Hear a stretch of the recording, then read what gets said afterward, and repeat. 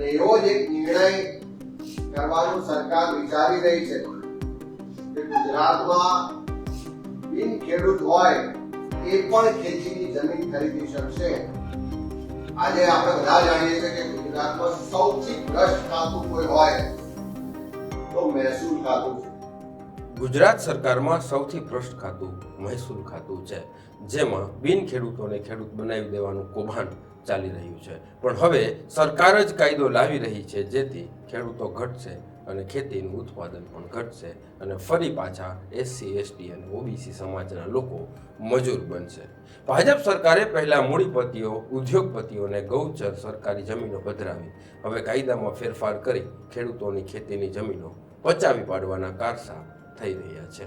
આ વાત કરી છે કોંગ્રેસ નેતા અમિત ચાવડાએ. આજે વિધાનસભા કોંગ્રેસના નેતા અમિત ચાવડાએ એક પ્રેસ કોન્ફરન્સ કરીને વિવિધ મુદ્દે ગુજરાત સરકાર પર પ્રહાર કર્યા છે. નમસ્કાર, હું સંજય આહિર. સનાતન સત્ય સમાચારના સ્ટુડિયોમાં આપ જોડાઈ ચૂક્યા છો. ગુજરાત સરકાર દ્વારા પોતાના ઉદ્યોગપતિઓ, મૂડીપતિઓને આર્થિક લાભ કરાવવા ખેડૂતો સાથે કરવામાં આવતા મીણા કમિટીના નવા કાયદા મુદ્દે રાજ્યના ખેડૂતોને અન્યાય વિરુદ્ધ કોંગ્રેસે ફરી એક વખત અવાજ ઉઠાવ્યો છે. આજે વિધાનસભામાં કોંગ્રેસના નેતા અમિત ચાવડાએ એક પ્રેસ કોન્ફરન્સ કરીને વિવિધ મુદ્દે ગુજરાત સરકાર પર પ્રહાર કર્યા છે. અમિત ચાવડાએ જણાવ્યું હતું કે આપણો દેશ અને આપણું રાજ્ય ખેતી પ્રધાન છે. રાજ્ય અને રાષ્ટ્રની સમૃદ્ધિ છે, ઉન્નતિ છે, જે જીડીપી છે, તેમાં ખેડૂત અને ખેતીનું મોટું યોગદાન છે. ખેતીની સાથે ગુજરાતમાં પશુપાલન અને સરકારી પ્રવૃત્તિ સંકળાયેલી છે અને તેના કારણે જે ગ્રામ્ય વિસ્તાર છે, ખેડૂત અને પશુપાલકો છે, તેમની આર્થિક સમૃદ્ધિ એનું એક માધ્યમ છે. આજે ગુજરાતમાં 53 લાખ કરતાં વધારે ખેડૂતો ખાતેદાર છે, પરંતુ 20 વર્ષથી રાજ્યમાં રાજ કરતી ભાજપની સરકારની નીતિઓના કારણે ખેતી અને ખેડૂતો બરબાદ થઈ ગયા છે. હવે ફરી એક વખત સરકાર આવો નિર્ણય લેવાનો વિચારી રહી છે. હવે ગુજરાતમાં બિન ખેડૂત હોય તે પણ ખેતીની જમીન ખરીદી શકશે. તેના કારણે દૂરોગામી જે અસરો થવાની છે અને ખૂબ જ એના માટેનું નુકસાન ખેડૂતોએ ભોગવવાનું છે. અમિત ચાવડાએ ઇતિહાસની વાત છેડતા કહ્યું હતું કે દેશ જ્યારે આઝાદ થયો, દેશમાં મોટા ભાગની જમીનો દેશી રજવાડા, ગિરાસ્તાર અને ગામધણીના કબજામાં હતી. તે વખતે સામાન્ય ગરીબ લોકો, ખાકરી કે એસસી, એસટી, પછાત વર્ગના લોકોએ જમીનમાં મહેનત મજૂરી કરતા હતા. ત્યારબાદ ખેત મજૂરી કરતા હતા. તેમનું જીવન દયનીય હતું. કોંગ્રેસની સરકાર આવી ત્યારે આ ગરીબ પછાત વર્ગના લોકોને સમૃદ્ધ બનાવવા અને મુખ્ય ધારામાં લાવવા માટે જમીનના કાયદા લાવ્યા અને તેના કારણે જે જમીન પર ખેત મજૂરી કરતા હતા, તે ગણોત્યા હતા, ભાગ્યા હતા, તે લોકોને ખેડે એની જમીનનો કાયદો લાવી તે લોકોને જમીનના માલિકો બનાવ્યા હતા. આ અંગે વધુમાં વાત કરતા તેમણે કહ્યું કે આવી જમીનો મુઠ્ઠીભર લોકો પાસે હતી. એક જ વ્યક્તિ પાસે ખૂબ મોટી જમીનો હોય, તેના બદલે નાના નાના લોકોને થોડી થોડી જમીન મળે, તેનું જીવન ધોરણ બદલાય, તે માટે 1960માં જમીન કાયદો લાવવામાં આવ્યો.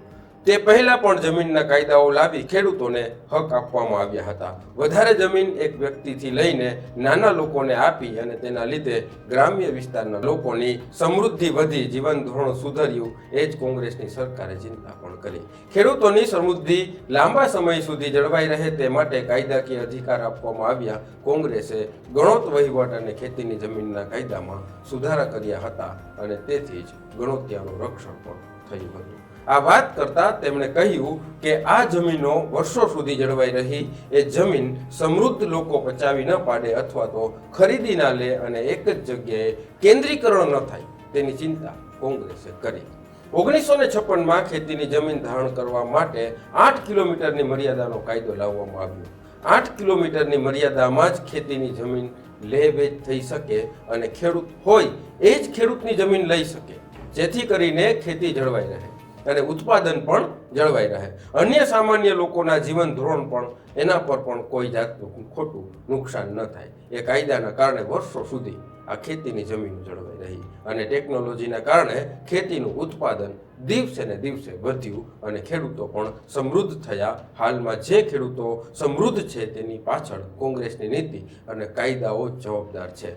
ભાજપ પર આક્ષેપ કરતા તેમણે કહ્યું કે જે રીતે ભારતીય જનતા પાર્ટીની સરકાર આવી, ઉદ્યોગપતિઓ અને મૂડીપતિઓને પ્રાધાન્ય આપવામાં આવ્યું.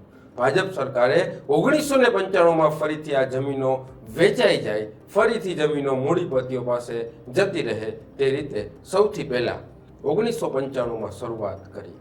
8 કિલોમીટરની મર્યાદા હતી તે કાયદો પણ તેમણે રદ કર્યો અને મર્યાદા હટાવી દેવાઈ. છેવટે 1995 પછી જમીનો વેચવા લાગી, સમૃદ્ધ લોકો પાસે જમીનોનું કેન્દ્રીકરણ થવા લાગ્યું, મોટા પાયે જમીનો વેચાતા જે ખેડૂતો હતા તે બિન ખેડૂત બની ગયા. એવી રીતે જ સરકારે નવી શરતની જમીન જૂની શરત કરવાનું બીડું ઉઠાવ્યું. પરિણામે મોટા પાયે જમીનોનું વેચાણ થયું, તેના લીધે ખેતીની જમીનો ઘટી અને ખેડૂતો પણ ઘટ્યા. અમિત ચાવડાએ કહ્યું કે આગામી સમયમાં ખેડૂતો અને ખેતીની જમીનો રહેશે કે કેમ તે મોટી ચેલેન્જ છે. ખેત ઉત્પાદન દિવસે ને દિવસે ઘટતું જઈ રહ્યું છે. ડિસેમ્બર 2023માં એક કમિટીની રચના કરવામાં આવી, જેમાં ફેબ્રુઆરી 2024માં મીણા કમિટીએ રિપોર્ટ સબમિટ કર્યો. આ રિપોર્ટ મુજબ સરકારે ચર્ચા કરી છે કે હવે ગુજરાતમાં આ કમિટીના રિપોર્ટના આધારે બિન ખેડૂત પણ ખેડૂત બની શકશે. એનો સુધારો કરવા સરકાર જઈ રહી છે. સરકારનું પગલું ગુજરાતના ખેડૂતો અને ખેતીને ખતમ કરી નાખવાનું આ પગલું છે. હવે પાછી જમીનો મૂડીપતિઓ પાસે જશે. ગૌચરની પણ જમીનો મૂડીપતિઓને આપી દેવામાં આવશે. હવે ખેડૂતોની જમીનોનું કેન્દ્રીકરણ થશે. મહેસૂલ ખાતા પર આક્ષેપ કરતા અમિત ચાવડાએ જણાવ્યું કે ગુજરાત સરકારમાં સૌથી ભ્રષ્ટ ખાતું મહેસૂલ ખાતું છે, જેમાં બિન ખેડૂતોને ખેડૂત બનાવી દેવાનું કૌભાંડ ચાલી રહ્યું છે. પણ હવે સરકાર જ કાયદો લાવી રહી છે, જેથી ખેડૂતો ઘટશે અને ખેતીનું ઉત્પાદન પણ ઘટશે અને ફરી એસટી, એસસી અને ઓબીસી સમાજના લોકો મજૂરો બનશે. તેમણે કહ્યું કે કોંગ્રેસની ચેતવણી છે કે સરકાર આ કાયદો લાવતા પહેલા ચર્ચા કરે, રાજકીય પક્ષો સાથે પણ પરામર્શ કરે, કારણ કે ખેડૂત સંગઠનો આનો વિરોધ કરી રહ્યા છે. અમે સરકારને કહેવા માંગીએ છીએ કે અમે આવા નિર્ણયનો કોંગ્રેસ સડકથી લઈને વિધાનસભા સુધી વિરોધ કરશે અને અમારો વિરોધ પણ આ બાબતમાં ચેતવણી છે. આમ કોંગ્રેસે આજે ખેડૂતલક્ષી વાત છેડી દીધી છે, પણ જોવાનું એ રહ્યું કે આવી પત્રકાર પરિષદ અગાઉ પણ કોંગ્રેસ કરી ચૂકી છે, પણ ક્યારેય પરિણામ સુધી કોંગ્રેસ પહોંચી નથી. અમિત ચાવડા કહી રહ્યા છે કે મહેસૂલ વિભાગ ભ્રષ્ટ છે, તો સાબિતી સાથે જનતાની સામે એ બધું જ અમિત ચાવડાએ મૂકવું જોઈએ. અને જે પણ સરકાર ખેડૂત વિરોધી કાયદા બનાવતી હોય, જેમાં ખેડૂતોને નુકસાન થતું હોય, તો એ વાત ખેડૂત સુધી પહોંચાડવાની કોશિશ પણ કરવી જોઈએ અને એના પરિણામ માટે વિપક્ષ તરીકે ઈમાનદારીથી કામ પણ કરવું જોઈએ. આજની આ સ્ટોરી વિશે તમે કોમેન્ટ બોક્સમાં તમારો અભિપ્રાય જરૂર જણાવજો. ચેનલને સબસ્ક્રાઈબ કરવાનું ન ભૂલશો. મળીશું ફરી આવી જ કોઈ સ્ટોરી સાથે. ત્યાં સુધી રજા આપશો. જય સનાતન, જય હિન્દ.